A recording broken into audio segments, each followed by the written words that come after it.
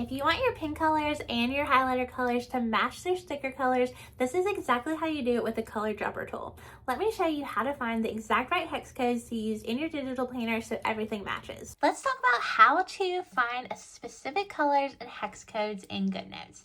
With your pen tools, with your pen, your pencil, and your highlighter, even your tape, you can choose specific colors that are already in Goodnotes. And what that means is you can use a color dropper to find out what those colors are. So let's say that you were decorating your digital planner and you wanted them to match the stickers that you're using. So I'm going to just open these winter stickers and I'm going to go to my pen tool. Let's say I want my pen to be this color purple.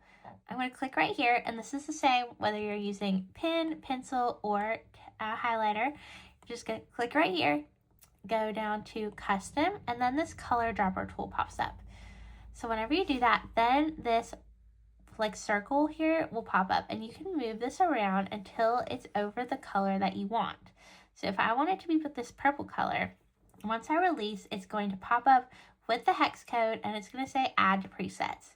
So now I can just click add to preset, and it's going to say right here, save right here as the very last one in the preset. So now if I want my pen to match the stickers that I'm using on my planner, now whenever I go to write, it's already going to be saved on that preset that I last used, and I can write in here with that pen color in the specific color that matches the stickers all around it. So that's how you use the color drop tool and how you find hex codes within Goodnotes.